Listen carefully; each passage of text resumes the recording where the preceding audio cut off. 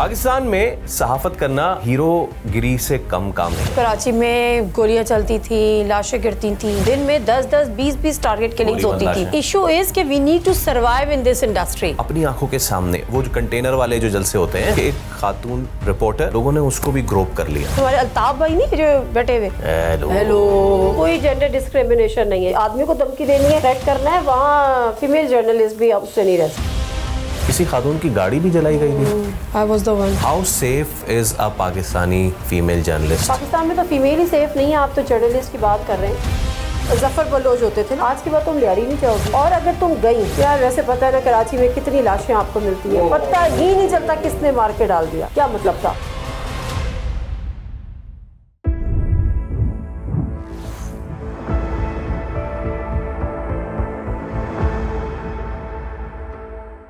अस्सलाम वालेकुम, खुश आमदीद। आप देख रहे हैं Bolcast, where we cast your stories. हम अनसंग हीरोज़ की बात करते हैं, वो हीरोज़ जिन्हें माशा बुला देता है, हम नहीं बुलाएंगे। हम उनकी कहानी लेके आएंगे आपके सामने। पाकिस्तान में सहाफ़त करना हीरोगिरी से कम काम नहीं है बॉस, क्योंकि एक वक्त था कि जिस वक्त पाकिस्तान को सहाफ़ियों के लिए दुनिया का ख़तरनाक तरीन मुल्क तस्वुर किया जाता था। ये वो वक्त था कि जिस वक्त आए दिन धमाके होते थे, और हम तो ये दुआ करते हैं कि वो वक्त खुदा दोबारा इस मुल्क पे ना लाए और ना ही दोबारा इस मुल्क के सहाफ़ियों पे लाए।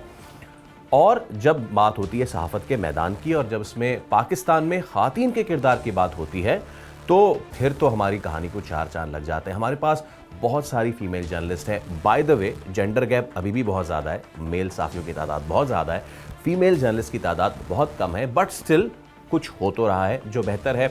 ऐसी एक कैरेक्टर, ऐसी एक सहाफ़ी, ऐसी एक एंकर पर्सन आज हमारे साथ मौजूद हैं। उनसे हम बात करते हैं और ज़रा उनसे उनके सफ़र को भी जानेंगे, और साथ ही पाकिस्तान में क्या कोई सिनफ़ी सलूक होता है, सिनफ़ी इम्तियाज़ होता है ख़ातीन सहाफ़ियों के ख़िलाफ़, उस पर भी बात करेंगे। You know, there is heroism जब आप एक ख़ातून हैं और जब आपको कवर करना है, और जब आप किसी मॉर्चरी जा रहे हैं, जब आप डेड बॉडीज़ अपनी आंखों के सामने देखते हैं, तो उस वक्त उस चीज़ को फ़ील करना, फिर एक ऐसे शहर में जिस वक्त गोली कहाँ से चले कि वहाँ से चले समझ नहीं आता था, ऐसे वक्त में फ़ील्ड रिपोर्टिंग करना और फिर प्रोग्राम्स करना कितना मुश्किल हुआ करता था।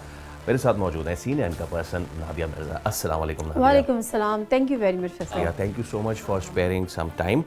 ओके, देखिए इंट्रो तो आपने सारा सुन लिया है, तो आपने और मैं एक बात यहाँ पे शेयर कर लूँ कि आप जब इंट्रो कर रहे थे ना, तो मुझे फ्लैशबैक्स आ रहे थे। एक्चुअली क्या फ्लैशबैक्स आ रहे थे? फ्लैशबैक्स ये आ रहे थे कि मैंने अपना जो मेजर जो मेरा था टाइम, वो मैंने कराची में स्पेंड किया, जो जर्नलिज्म में आई स्टार्टेड। और वो दौर था फैसल जब कराची में गोलियाँ चलती थी, लाशें गिरती थी। आपको याद होगा टारगेट किलिंग्स होती थी, मतलब दिन में 10-10, 20-20 टारगेट किलिंग्स होती थी। उसके बाद फिर हम जब आउटडोर जाते थे, कस्बा कॉलोनी हो गई, औरंगी टाउन हो गए, इन इलाकों में जाते थे, वो सारी चीज़ें जब हम कवर, इवन लियारी में जाते थे, तो वो टाइम मैं अभी भी ऑनेस्टली जो मैं सारा याद करती हूँ ना, तो आई फील गूज़ बम्प्स। बहुत बहुत मुश्किल वक्त था, और वहाँ के लोगों के चेहरे, उन माओं के चेहरे जिन्होंने अपने बच्चों को खोया था, वो, और सिर्फ माएँ नहीं, वालिद भी डेफिनेटली। तो आप आगे चलें तो वो कुछ मैं एक्सपीरियंस ये आपने शेयर करूँगी, तो वो लिटरली हिला देने वाले हैं। बीइंग एन फीमेल रिपोर्टर या एंकर पर्सन, तो हमें शायद ज़्यादा हम जज्बाती हो जाते हैं उन चीज़ों को लेकर, लेकिन बहुत it was very unfortunate and very sad back. Absolutely. आज बड़ी मज़ेदार बातें होंगी, जैसा कि आपको फ्लैशबैक्स पे भी पता चलेगा कि हम क्या बातें कर रहे हैं। सुना दिया, इससे पहले कि हम ज़रा करियर की जानिब जाएँ, कब से आपने स्टार्ट किया? हमेशा से यही करना चाह रही थी, या फिर कुछ और कर रही थी, या यहाँ पर आ गई? कैसे सारा चीज़ प्लान करके स्टार्ट नहीं किया। मैं एक स्कूल में एज एन एडमिन कोऑर्डिनेटर करती थी, मतलब ऑफिस वर्क वगैरह ये वो। तो उसके बाद एक उन दिनों बड़ा कंप्यूटर इंस्टीट्यूट कराची में बड़े हुआ करते थे ना, इट्स लाइक 2004 की मैं आपको बात बता रही हूँ। तो उस वक्त मैं एक कंप्यूटर इंस्टीट्यूट में खुद रन कर रही थी। तो वहाँ पर हमारे एक और समझे कि एक हमारे पार्टनर होते थे, उनके कोई कॉलीग थे, वो वहाँ पर आए। तो he asked me all of a sudden कि जी आपने खबरें पढ़नी है? मैंने कहा जी। क्योंकि आपने खबरें पढ़नी है? मैंने कहा नहीं, मैं कहाँ से खबरें, मतलब एक पॉसिबल नहीं था ना, मतलब एक यंग गर्ल के लिए एकदम से कोई आए और कोई बैकग्राउंड नहीं, कोई पीछे कोई मीडिया में नहीं, कुछ भी नहीं, तस्वुर ही नहीं। और सब बिल्कुल नए चैनल्स आए, तो उस आज न्यूज़ आया भी नहीं था फ्रॉम वेयर आई स्टार्टेड। और वो ARY का कोई रीजनल चैनल टाइप का था, सिटी न्यूज़ समथिंग, उसके लिए उन्होंने कहा। खैर मैंने उसको मना कर दिया। देन फिर मैंने अपनी फ्रेंड से ऐसे डिस्कस किया, उसको बताया, उसने कहा चलते हैं। मैंने कहा नहीं, कहते नहीं चलते हैं, ऑडिशन तो देते हैं। बस वो एक टाइम होता है ना थ्रिल वाला, एडवेंचर वाला, तो हम चले गए। पीटीवी के एक होते थे शहाबुद्दीन शाहब साहब, जो पीटीवी पे कराची की बड़ी सलीस उर्दू में खबरें पढ़ते थे। उन्होंने ऑडिशन लिया, मेरा हो गया, मेरी फ्रेंड का नहीं हुआ, तो बस एक समझे कि गाड़ी चल गई। वहाँ से हमने यहाँ से फिर यहाँ से स्टार्ट लिया। सिमिलरली बहुत सारे गैप लिया तो कुछ महीने का, फिर आज न्यूज़ उस वक्त लॉन्च होने वाला था, तो फिर किसी ने रेफर किया कि आप आज न्यूज़ पर आ जाएं, तो फिर मैं आज न्यूज़ पे चली गई। फिर वहाँ से एज अ करियर मैंने इसको जो एज अ सीरियस लिया ना, एज अ प्रोफेशन, वो मैंने आज न्यूज़ से लिया। और स्विच किया अपने न्यूज़ एंकरिंग से प्रोग्राम में, वो आज से ही किया? मैं एक बात मज़े की बताती हूँ। जब मेरा अपॉइंटमेंट हुआ ना आज पे, जॉब ऑफर हुआ, तो मैं करंट अफेयर्स डिपार्टमेंट में गई, ठीक है, और उन्होंने मुझे as a current affair host hire किया, ठीक है। बट जो अभी आप सिनफी इम्तियाज़ वाली जो बात कर रहे थे ना, तो वहाँ पर हमारे, अब मैं नाम नहीं लूँगी, लेकिन जो हमारे हेड कह लें, सुपरवाइज कह लें, सीनियर कह लें, अब उनकी वो टिपिकल ठरक शुरू हो गई। अब वो मुझे कहते थे कि आप मेरे, उन दिनों कारा फेस्टिवल लगता था, वो मुझे कहते हैं आप मेरे साथ कारा फेस्टिवल चले, फिल्म देखेंगे। अच्छा। And I was very much reluctant। मैंने कहा मतलब मेरे लिए कैसे पॉसिबल है मैं किसी बॉस के पास जाऊँ। ये करंट अफेयर हेड थे? हाँ, हेड नहीं थे, आई मीन पूरी उस हायरार्की में आते हैं ये। वो ना, अब मैं एक पर्टिकुलर डिजिग्नेशन बता दूंगी तो आप लोग फौरन पहुंच जाएंगे कहीं ना कहीं कि इस साल में इस कौन था। पता है नादिया बात क्या है, ये जो सवाल आप करती हैं ना पॉलिटिशियन से, जरा बताएं तो सही कि कौन है वो। नहीं हो पाता। तो आप अपने आप को उसी सीट में समझें आज, जहाँ मैं पूछूंगा बताए तो सही वो नाम। मैं बताऊँ, मैं भी आपकी एक कॉलीग थी यहाँ पे, उनसे बात गई थी, मैंने कहा इतना कुछ है कहने को, लेकिन द इशू इज कि we need to survive in this industry. अगर आप जैसी सीनियर एंकर को भी सर्वाइवल का मसला आ रहा है ना, 100%, हम तो पता नहीं कहाँ है बॉस। हाँ, this is a fact. Okay, अब अपनी कहानी कंटिन्यू। तो मैं जब वहाँ पर थी तो ही स्टार्टेड आस्किंग मी कि चले जी कारा फेस्टिवल में फिल्म देखनी है, एंड आई वाज रिलेक्टेड, मैं नहीं जा रही थी, तो उन्होंने मुझे कोई काम देना छोड़ दिया। वो मुझे कुछ देते, मतलब मैं सुबह जाती थी एंड आई कंप्यूटर खोलती थी, गेम्स खेलती रहती थी, मुझे कोई असाइनमेंट नहीं देते थे, वो कुछ भी नहीं देते थे। उनको एक जिद थी कि जब मैं इनके साथ फिल्म देखने जाऊंगी तो फिर ये मुझे कोई काम देंगे या मुझे ओन करेंगे कि जी मैं भी कोई हूँ यहाँ पर। The dark side of our industry, very dark side. फिर ये हुआ कि नासरा जुबैरी होती थी, वो न्यूज़ में डायरेक्टर न्यूज़, उसका कंट्रोलर न्यूज़ थी वो। वहाँ से हमारा जो आज का ऐसा था कि जहाँ पे करंट अफेयर्स के लोग बैठते थे, वहाँ से एक पैसेज में वो गुजरती थी, तो हमारी स्माइल्स होते ना, कुछ लोगों के अंदर से एक पॉजिटिव वाइब्स आती हैं। मैं उनको नहीं जानती थी, लेकिन हमारी जब वो गुजरती थी तो हमारी एक स्माइल एक्सचेंज होती थी। तो फिर उन्होंने एक दिन रुक गई, कहती हैं कि तुम न्यूज़ में क्यों नहीं आती? तो मैं तो कहते ना अंधा क्या चाहे तो आंखें मैंने कहा any time ma'am, I love to. कहती नहीं मैम शायद कुछ नहीं, call me Nasra. And she was like a wonderful woman, my mentor। मैं उनको बड़ा क्रेडिट देती हूँ, उन्होंने तो मुझे रेस्क्यू भी किया ना। ओके, तो ये रेस्क्यू ही था मेरा। तो क्या मैं ये समझूं कि क्योंकि हमारे पास एक तो वैसे ही फील्ड में ख़ातीन कम, स्टाफ में ख़ातीन कम, डेस्क पे ख़ातीन कम और अपर हायरार्की में भी ख़ातीन कम, तो अगर हम जगह जगह उनकी भर्ती जितनी है रिक्वायरमेंट उसका हाफ भी करना शुरू कर दें, तो भी बहुत सारी जो हमारी फीमेल जर्नलिस्ट है उनके मसाइल हल हो जाएंगे। मैं आपकी इजाज़त से एक वाक़या मैं शेयर करूँगा। A very good friend and a colleague of mine, a very senior, उनको सज़ा के तौर पे जानबूझ के ईद वाले दिन जो है वो सीव्यू पे उनकी शिफ्ट लगा देते थे।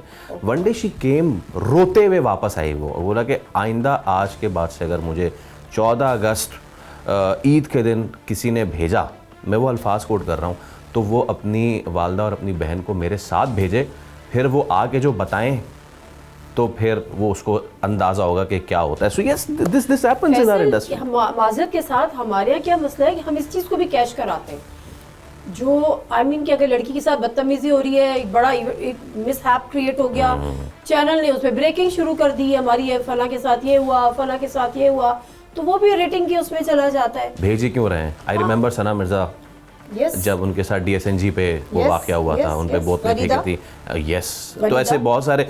और एक और वाक़या मैं बताऊं, लाहौर का एक जलसा था, अपनी आंखों के सामने वो जो कंटेनर वाले जो जलसे होते हैं, अब तो खैर होना बहुत कम हो गए हैं, डांस वांस भी कम हो गया है, म्यूजिक श्यूजिक भी।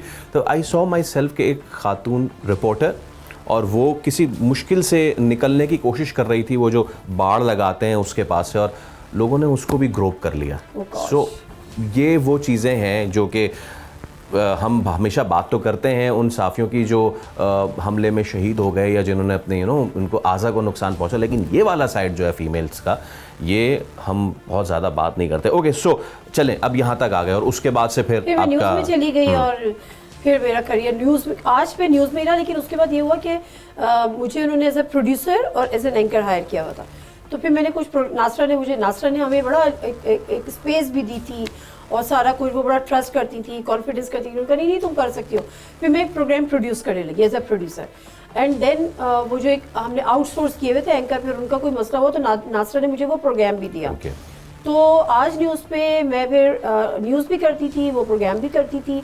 फिर अगर किसी को शायद याद है, एक मिड डे न्यूज़ होने लगा था, वो दोपहर में होता था, लाइक बाय 2 o'clock, जैसे वो न्यूज़ शो होता है। I started that. वो फिर तलत हुसैन उस वक्त तक आ गए थे, उनका वो बेसिकली ब्रेन, मतलब उनका चाइल्ड था। तो फिर मैंने उसको भी किया। फिर मैं CNBC स्विच की, मतलब आफ्टर 6.5 years। एंड देन उसके बाद से अब तक माशाल्लाह से ये सफ़र जारी हो सारी है। हाँ, सफ़र तो जारी हो सारी है, सफ़र की तकलीफें भी जारी हो सारी है। सफ़र में तो तकलीफ़ें होती हैं, लेकिन वो कहते हैं सफ़र खूबसूरत है मंजिल से भी। हाँ। नादिया, क्या एक तो आपने जब बात की एक आज की, क्या आप उस वक्त थी वहाँ पे जिस वक्त सामने फायरिंग हो रही थी 12 में? यस। मेरे यहाँ पे कहीं लिखा हुआ है 12 में। द रीजन इज, मैं ये 12 में मेरा पीछा नहीं छोड़ता। इट्स लाइक मोर देन 10, काफी है सर। अब तो 17 इयर्स हो गए यार। एक्चुअली 10 आप उसकी विटनेस हैं? मैं उसकी विटनेस। आप देख रही थी इमारत के बाहर से? No, I was doing the transmission. Actually वो किसी खातून की न्यूज़ एंकर्स के डेज होते थे, किसी खातून की गाड़ी भी जलाई गई थी। I was the one. Actually वो पूरी जली नहीं थी, वो टूटी फूटी ज्यादा थी, लेकिन चूंकि वो बहुत सारी गाड़ियां जल रही थी, आई was doing the transmission and I was asked कि जो स्क्रीन पे आप फुटेज प्ले करने लग जाते हैं ना, फिर कहते हैं आपने कमेंट्री करनी है, तो उनका ये करें। अब जब उन्होंने कहा जी पार्किंग में सारी गाड़ियों को आग लगा दी और आपने बोलना है, और वो फुटेजेस चल रही हैं, और जो मेरा उस कंडीशन, बिकॉज वो कंपनी की गाड़ी नहीं थी, मेरी अपनी हलाल पैसों से जिंदगी में पहली दफा अपनी कमाई से जो नई गाड़ी लेता है ना बंदा, ये वो वाली चीज थी। कौन सी थी? तो मैंने कहा, और मैं उनसे पूछ रही हूँ इशारे कर, गाड़ी कौन सी थी? गाड़ी ऑल्टो, वो जबान नहीं, फैक्ट्री फिटेड आया थी सिलेंडर वाली गाड़ी ना, CNG वाली। वो मैंने फर्स्ट टाइम ली थी। 2 साल हो गए थे, लेकिन मेरे अपनी कमाई की पहली गाड़ी। कितना नुकसान पहुंचा था उसको? नहीं, वो तो बिल्कुल तबाह हो चुकी थी। मुझे कहा कि आप जी कमेंट्री करें और बताएं कि सारी गाड़ियों को आग लगा दी। अब मैं कमेंट्री भी करे जाऊँ, और मैं माइक ऑन था, मैं PCR से पूछे भी जाऊँ कि प्लीज मुझे बताओ मेरी गाड़ी में no one was bothered to respond me. Obviously तो जाहिर सी बात है, उससे इतना ज्यादा हैपेसिट भी था। मैंने तो भाई माइक निकाला और मैंने यूं करके रखा, मैंने कहा I can not do it anymore. अच्छा, आई थॉट कि माइक बंद हो गया होगा, लेकिन बंद नहीं था, तो मैंने तो रखा और मैं बाहर आ गई। अच्छा, और मजे की बात बताऊं फैसल, जो शायद किसी लोगों को पता ही नहीं, जैसी मैं बाहर आई ना, उससे जो हमारे अल्ताफ भाई नहीं जो बैठे हुए, उनका हेलो शुरू हो गया। हेलो। अब जब उनका हेलो शुरू हुआ तो लोगों ने ये सोचा कि शायद आज न्यूज़ को कोई थ्रेट मिली है, नादिया को कोई थ्रेट मिली है कि भाई की स्पीच होनी है, यू हैव टू लीव। तो वो उससे भी लोगों ने बहुत ज़्यादा इंटरलिंक किया। तो उस वक्त उनका उससे कोई ताल्लुक नहीं था, लेकिन लोगों ने उसको भी कंसीडर किया। बट एनीवेज, उस वक्त फिर आज जब मैं बाहर आई and I was very nervous and very disturb, तो तलत ने मुझे ये कहा कि आपको कंपनी गाड़ी रिप्लेस करके देगी, एंड दे डिड इट। अच्छा, तो यानी कि आपकी गाड़ी जो है उसको हम शहीद सहाफ़त कह सकते हैं, राइट? मेरे ख्याल से इंडस्ट्री में उस वक्त आप आई थी जिस वक्त MQM का ना बड़ा बूस्ट था, बहुत टॉप पे चल रही थी। बिंग जर्नलिस्ट हमारे भी रवाबित होते थे, फैसल सजबारी हो गए, हैदर अब्बास रिजवी हो गए, बिल्कुल। तो आपने बहुत सारे MQM के जलसे विटनेस भी किए, और आप आज भी बहुत सारी पार्टियों के जलसे जो होते हैं उनको विटनेस करती हैं। कैसे हुआ करते थे वो जलसे? कोई ख़वातीन से बदतमीज़ी के वाक़यात या इस तरह? 2-3 तो मैंने भी देखे हुए हैं जलसे, तो कैसे समअप करेंगी MQM के जलसे जो हुआ करते थे? कभी बदतमीज़ी नहीं हुई, नेवर एवर। मतलब ये तो आउट ऑफ क्वेश्चन था। इसमें तो आप 100 में से 100 मार्क्स उनको दे दें। Very much discipline, very much organise. और मुझे उससे सबसे प्यारा उनका क्यूटनेस लगती है ना, वो बाजी, नहीं बाजी, हाँ बाजी, अच्छा बाजी, मतलब वो तो इसमें तो कोई शक नहीं है। Very much organise, very much they use to pay respect, very discipline. अगर हमें कहीं जाना है तो वो करेंगे, एक को वो करेंगे कि जी असाइन कि आप इनको बाजी को वहाँ तक ले जाएं, वो बंदा हमें साथ प्रोटोकॉल में बाजी को लेके जाएगा। और इवन दो अगर हम उन रोड से भी गुजर रहे हैं ना जहाँ पे लोग खड़े हुए हैं या बैठे हुए हैं, तो वो कभी आपको ना यूँ करके भी नहीं देखेंगे। अच्छा, अब क्या सूरत हाल है? तो अब शायद नहीं हो, मैंने तो बहुत अरसा हुआ मैंने एमक्यूएम के जलसे अब किए भी नहीं, उस लेवल के जलसे भी नहीं होते भी नहीं है जिस लेवल के। फिर ख़वातीन का जलसा हुआ था, मतलब वो तो रिमार्केबल था ना, मतलब उसमें जो जिस तरह से ख़वातीन की पार्टिसिपेशन, जिस तरह से उनकी इन्वॉल्वमेंट, जिस तरह से ऑर्गेनाइज, डिसिप्लिन, फैमिलीज़ को सारे लेकर आए हुए थे, ये यहाँ पर तो आप उनको 100 आउट ऑफ 100 दे दें। But as far as the other side is concern, वो जो एमक्यूएम के साथ एक उनका बैगेज है वो अपनी जगह पर है, उसमें फिर कोई जेंडर डिस्क्रिमिनेशन नहीं है। जहाँ पे औरतों को धमकी, आदमी को धमकी देनी है, या मेल एंकर को या मेल जर्नलिस्ट को आपने थ्रेट करना है, वहाँ फीमेल जर्नलिस्ट भी उससे नहीं रह सकती। आपको कभी कहा? हाँ हाँ, मुझे कहा गया, मैं आपको बताती हूँ। जिन दिनों उजैर बलोच लांडी वाला नहीं हो रहा, लांडी नहीं लियारी वाले सीन, तो जफ़र बलोच होते थे ना, वो सारा कोऑर्डिनेट करते थे। तो I had good time being a female journalist, तो हम जफ़र बलोच को कहते थे। तो मतलब I was one of the very few journalist जो लियारी में जाते थे। CNBC में मैं थी, तो मैंने जफ़र बलोच का अप्रोच किया, लियारी ऑपरेशन हो रहा था। तो मैंने कहा ज़फ़र भाई मैं आना चाहती हूँ लेकिन ऑपरेशन हो रहा है। कहते कौन सा ऑपरेशन, किधर का ऑपरेशन, आपको आना है? मैंने कहा आना है। कहते यहाँ तक पहुँच जाए हमारे बंदे आपको ले लेंगे। वो बिल्कुल डॉन वाले सीन नहीं होते। मैं वहाँ तक पहुँच गई, खैर उन्होंने अपनी गाड़ी भेजी, और कौन सा ऑपरेशन, कहाँ का ऑपरेशन, आराम से हम अंदर गए। मैंने जफ़र बलोच से कहा फ़ोन आप मेरे माइक पे आप बात कर लें कैमरे पे। ही सेड कि मैं ऑफिशियली हॉस्पिटलाइज्ड हूँ, and he was sitting before me. Can you imagine? कहते हैं आप मुझे ऐसा करें, आप ऐसे मुझसे बात करें जैसे मैं बीपर पे हूँ। और ही वाज सिटिंग बिफोर भी, कहते हैं मैं ऑफिशियली हॉस्पिटलाइज्ड हूँ, तो मैं ना कैमरे में नहीं आ सकता। But can you imagine I did this, मतलब मैंने उनको रिकॉर्ड किया, वो सामने बैठे हुए थे, लेकिन हमने शो ये किया कि वो हॉस्पिटलाइज्ड है और हमने उनको बीपर पे किया। खैर है नहीं, मैंने उज़ैर बलोच का भी इंटरव्यू किया, 2-3 दफ़ा मेरा लियारी जाना हुआ। उस पर एमक्यूएम को बड़ा गुस्सा था। तो एक दिन जब मैंने उज़ैर बलोच का, मुझे याद है हमारा ऑनर हुआ, मैं ऑनर करके नीचे आई तो मेरे पास एक कॉल आई एक साहब की। उन्होंने कहा कि उनसे मेरी अच्छी डीलिंग थी जबकि बड़ा, तो कहते हैं कि ना नादिया वो अब घर जाने से पहले ना ज़रा मिल लेना। तो मैंने कहा कहाँ मिलूँ? अच्छा आपको याद होगा हम जब CNBC समा से निकलते थे, आवारी बीच में आता है ना, उसके बाद आप स्ट्रेट, कहते हैं आवारी की लॉबी में आ जाओ, मैं भी वही पहुँच रहा हूँ। मैंने कहा ओके ठीक है, मेरा तो ऑन द वे है, मैं रुक जाऊँगी। मैं वहाँ पे गई तो कहते हैं कि ना तुम ही क्यों जाती हो लियारी, आज के बाद तुम लियारी नहीं जाओगी, ये तो तय है। और अगर तुम गई, फिर चुप हो गए। यार वैसे पता है ना कराची में कितनी लाशें आपको मिलती हैं, पता ही नहीं चलता किसने मार के डाल दिया। क्या कह सकते हैं, हालात देखो कराची के क्या हैं, क्या मतलब था, बहुत प्यार से। और हैरान की, मुझे हैरान की इसलिए, और जब मैं उठी तो भी कहते हैं वो आपके हस्बैंड का वहाँ पे वो है ना स्कूल चल रहा है ना उन दिनों, वो सही है ना, वो सही चल रहा है, कोई मसला हो तो मुझसे कांटेक्ट करना, आपको भी और फैमिली को हाँ फैमिली को भी। तो मैं हैरान इसलिए थी कि उनके मेरे साथ बड़े अच्छे ताल्लुकात थे, और बड़ा अच्छा ताल्लुक था, बड़े फ्रेंकनेस वाले ताल्लुकात थे। मीडिया को सारे वो डील और उसके अलावा चीज़ों को करते थे। तो आप ही समझे लोग भी समझे, मगर मैंने किसी का नाम नहीं लिया। तो भाई आपकी मर्जी, आप जो समझे। तो मैं बड़ी हैरान थी कि मतलब यार, अच्छा उससे पहले क्या हुआ, एक दफ़ा वसीम बादामी ने मुझे कहा कि यार तुमने ये प्रोमो बनाया हुआ है, इसमें तुमने मुस्तफ़ा कमाल को ये कहा हुआ है, तुम्हें अभी तक कोई थ्रेट नहीं आई? बादामी ने मुझे फ़ोन किया, वसीम बादामी। मैंने कहा नहीं मुझे तो नहीं आई अभी तक, मैंने इस तरह का प्रोमो बनाया था, मुझे तो बड़ी थ्रेट आई। मैंने कहा अच्छा लकी आई एम। और कुछ दिन बाद ये हो गया, तो मैंने कहा उसने शायद मुझे कहा होगा वेलकम टू द क्लब। अच्छा यू नो व्हाट नादिया, जिस वक्त हम लोग ये इनिशियली स्टार्ट कर रहे थे उस वक्त ना बड़ी पक्की दोस्तियाँ हुआ करती थी, और भाई बहन वाले बड़े रिश्ते एंड टर्मिनोलॉजीज लाइक दैट। सो क्या है अब सिचुएशन, क्या अभी भी वही है? हाँ ऐसे ही था, ये भी हो रहा था। तो वी यूज्ड टू गो 9-0, बड़ा अच्छा हमें वार्म वेलकम भी किया जाता था। तो मेरे लिए ये ज़्यादा जिसको कहना चाहिए कि हैरान कौन बात थी कि मतलब एक बंदे से इतने, लेकिन when it comes to MQM hardcore things, तो वो कोई ताल्लुक नहीं, कुछ भी नहीं कि जी आपकी भी लाश मिलेगी, पता ही नहीं चलेगा किसने मार दिया। अच्छा चलिए, ये तो हो गई एक साइड ना। जिस पहले कभी किसी से हुई मुलाकात, उसने पूछा कि आप कौन? उसने कहा सहाफ़ी। उसने कहा अच्छा। अब आपसे कोई पूछे आप कौन? मैं सहाफ़ी, तो बोलेगा चमचा।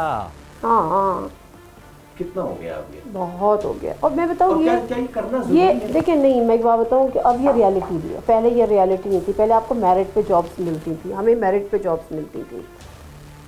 हम ऑडिशन देते थे, जो मैंने आपको फर्स्ट बताया, मेरी कोई पर्ची दूर दूर तक नहीं। उन्होंने कहा करना है, मैंने पहले ना किया, फिर उनका अच्छा ऑडिशन दे देती हूँ। शाहबुद्दीन शाह साहब ने ऑडिशन लिया, उनको मेरी उर्दू पसंद आई, उनको मेरा एक्सेंट पसंद आया।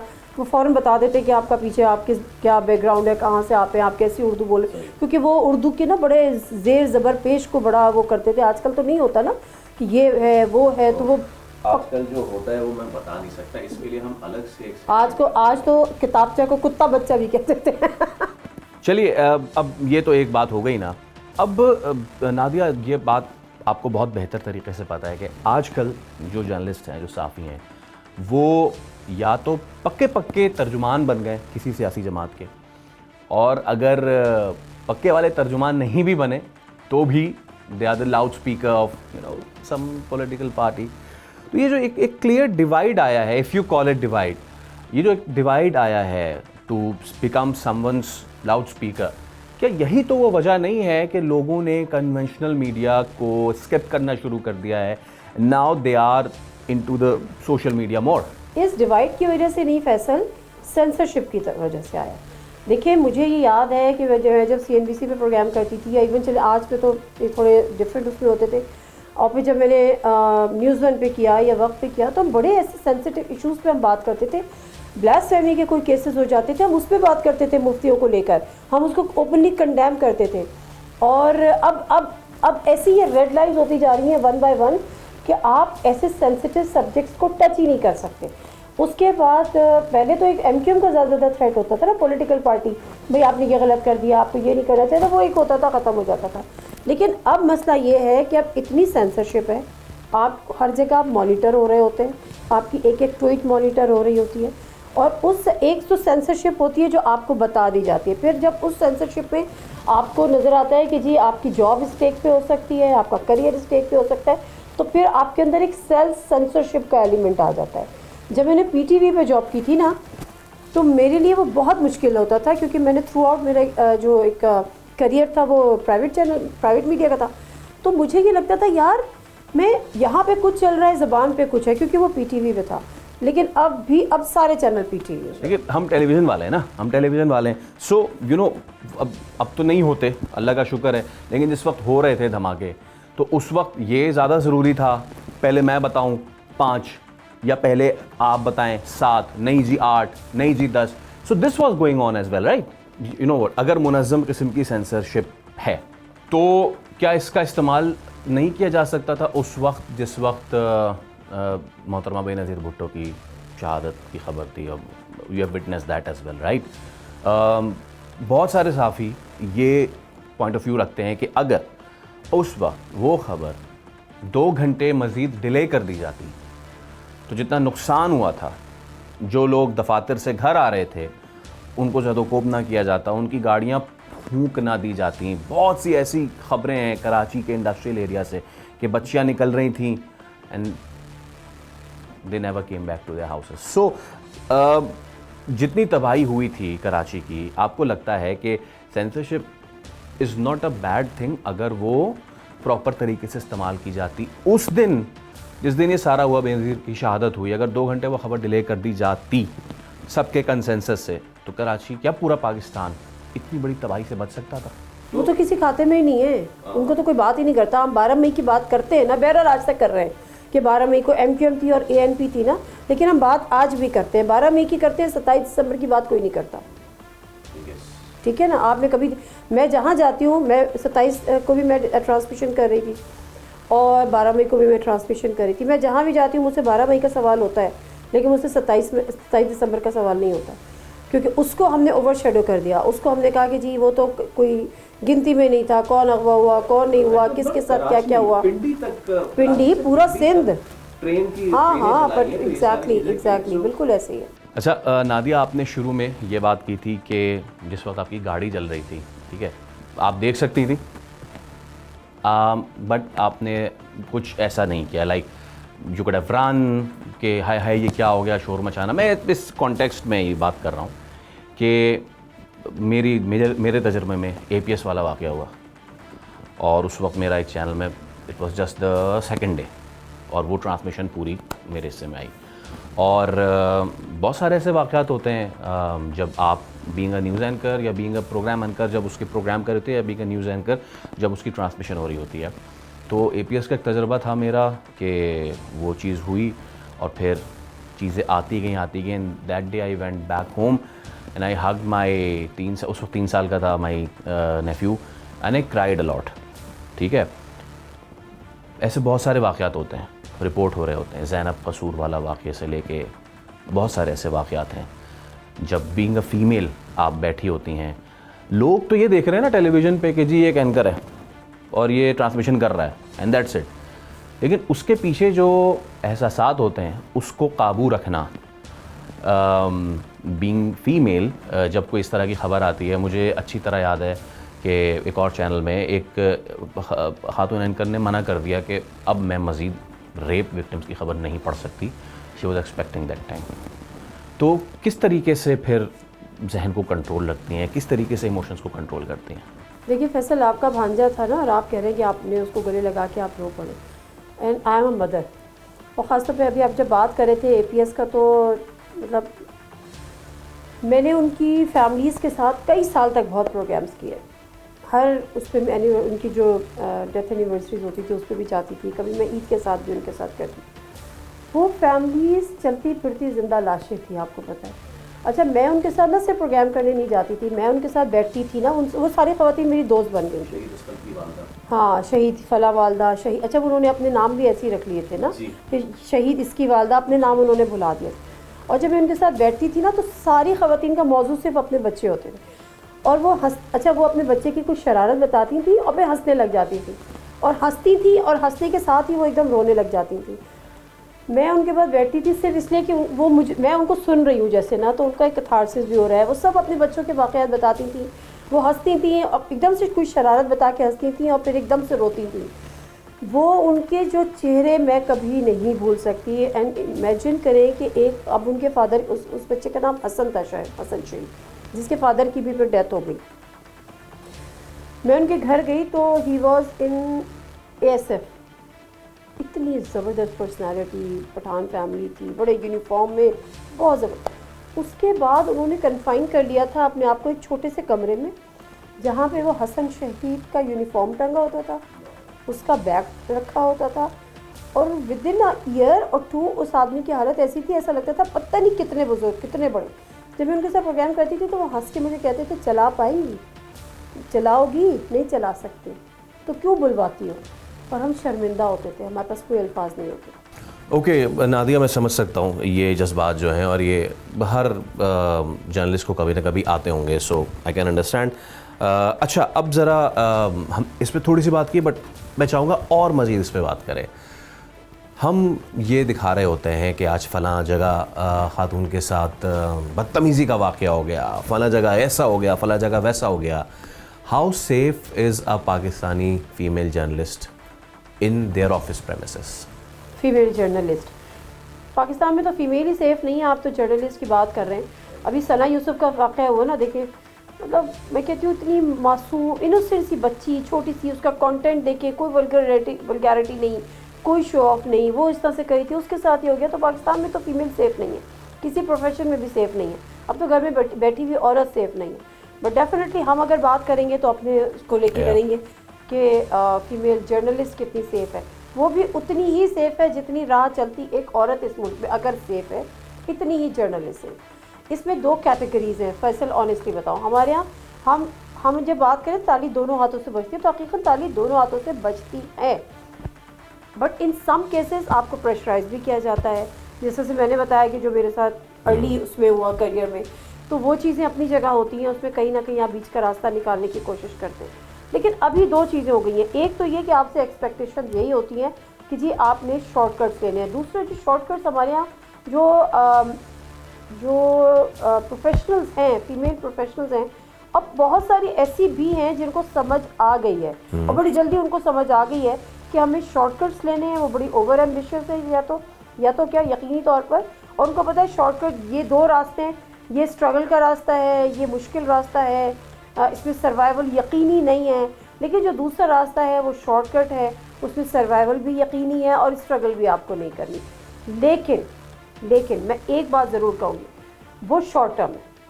yes. उसका जो टाइम स्पैम है ना वो बड़ा मुख्तसर है, वो पर्सनालिटी के साथ अटैच है, किसी न किसी के साथ हो जाता है तो फिर आप यू आर नोवेयर।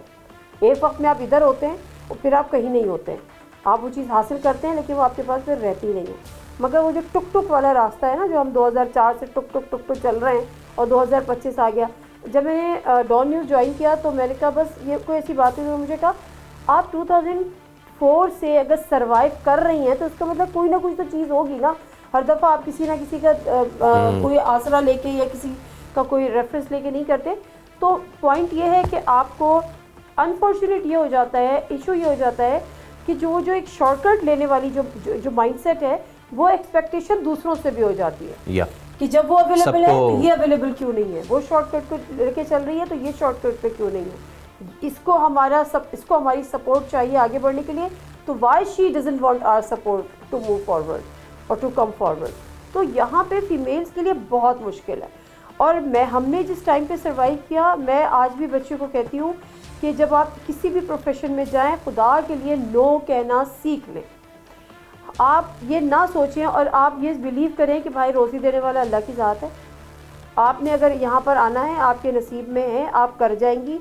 लेकिन जो लड़कियाँ बच्चियाँ प्रेशर में आती हैं, नो कहना नहीं सीखा होता, हमने नो कहना नहीं सीखा हुआ था बहुत सारी चीज़ों पे। हम आज भी अगर याद करते हैं तो मैं भी आप पॉडकास्ट से पहले आपकी एक बच्ची थी यहाँ पर और बड़ा अच्छा लगा मुझे यहाँ पे कि जो यंग बच्चियाँ जो नए आ रही होती हैं और they are very enthusiastic as well, they are very professional. तो ऐसे उनसे बात हुई थी, मैंने कहा मैं एक किताब लिख सकती हूँ लेकिन वो किताब मेरे मरने के बाद ही पब्लिश होगी, जीते जी हो गई तो मेरा सर्वाइवल इस इंडस्ट्री में नहीं है ऑनेस्टली स्पीकिंग। यानी कि अगर मैं केयरफुली अल्फाज का चुनाव करूँ तो ऑन स्क्रीन आने के लिए खातून को ऑफ़र की जाती है 101%।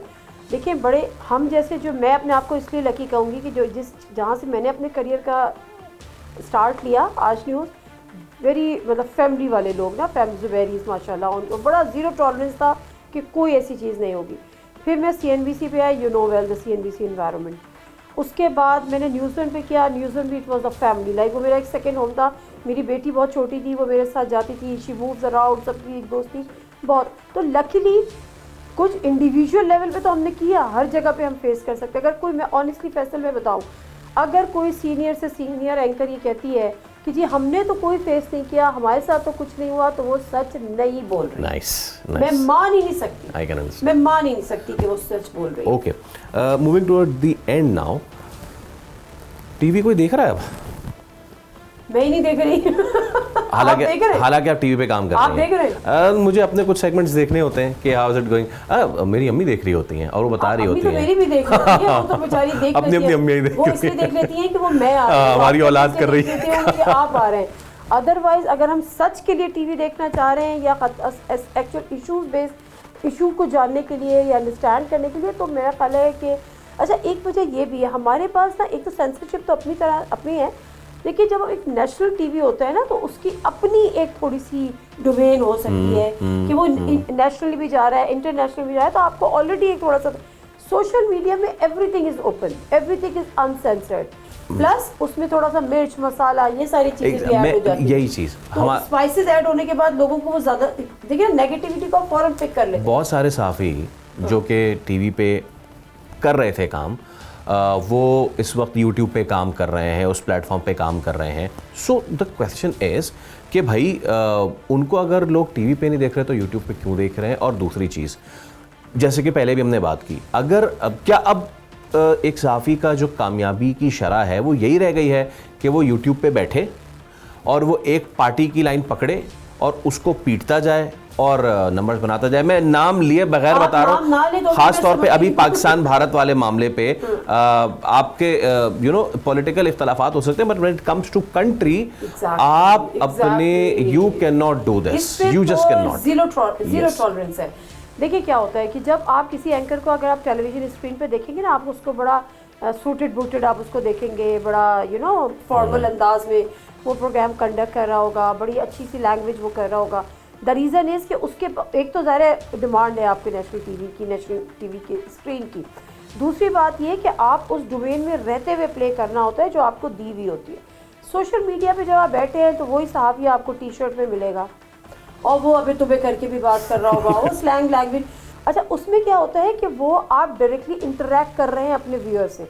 जब मैं आपकी लैंग्वेज में आके बात करूँगी ना, तू तड़ाप भी कर लिया, जब किसी को आप देख रहे हैं, एक आध गाली भी दे दी छोटी मोटी सही, और बड़ा कैजुअल अंदाज में बैठा, तो वो हमारे पब्लिक उसको अट्रैक्ट करती है ना। पब्लिक देखिए हमारे जैसा बंदा है, हमारी जैसी ज़बान इस्तेमाल कर रहा है, हमारी जैसी लैंग्वेज या वर्ड्स का यूज़ हो रहा है, तो वो थोड़ा सा डिफरेंट हो जाता है। प्लस उसके पास वो बैगेज नहीं होता जो उसके पास बैगेज न्यूज़ रूम में होता है या नेशनल टीवी पे बैठ के होता है।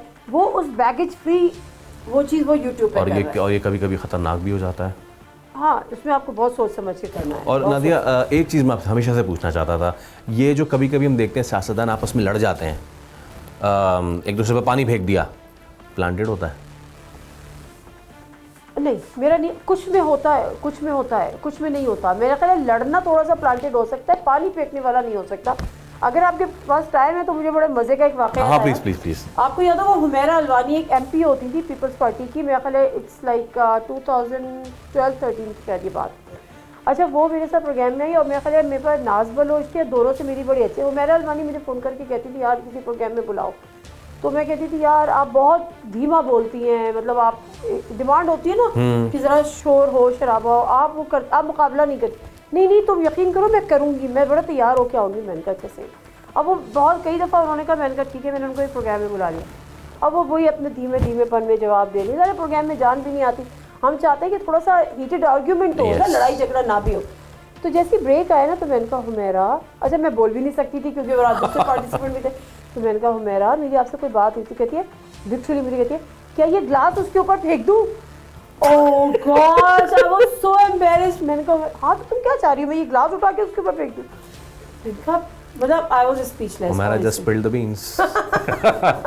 तो इस हद तक तो होता है कि हम थोड़ा सा पंप करने की कोशिश करते हैं कि थोड़ा सा आर्ग्यूमेंट अच्छा हो जाए, हीटेड आर्ग्यूमेंट हो जाए, काउंटर हो जाए, काउंटर आर्ग्यूमेंट हो जाए। आई मीन, लेकिन ये वाला तो कोई भी नहीं चाहेगा, गालम गलोच और पानी फेंकना और ये वाली चीज़ें जो है वो लड़ाई झगड़ा हो जाए या मार कुटाई हो जाए। ये तो एक्सट्रीम है। तो यानी सब अच्छा होना चाहिए। तो और इसी अच्छे के साथ thank you so much Nadia Mirza, it was a pleasure. आपका बहुत शुक्रिया और आपकी गाड़ी के दुख में मैं बराबर का हमेशा से शरीक रहूँगा। Alright ladies and gentleman, this was Nadia Mirza और उनके एक्सपीरियंसेस थे। ये एक्सपीरियंसेस आप लोगों को भी हुए होंगे, लेकिन टेलीविज़न पे बैठ के ये सारा एक्सपीरियंस करना कितना ही ज़्यादा मुश्किल हो सकता है। Do comment and like and subscribe and share अगर आपको पसंद आया, और अगर आप भी साफ़ी हैं और अगर आप मुश्किलात से गुजरे हैं तो प्लीज़ हमें बताइए, हम उसको भी कभी ना कभी हाईलाइट करेंगे। हो सकता है हम बुला लें आपको अपने पॉडकास्ट में और फिर ये कहें कि दिस इज़ बॉलकास्ट और आप हमारे साथ मौजूद where we cast your stories. Thank you so much.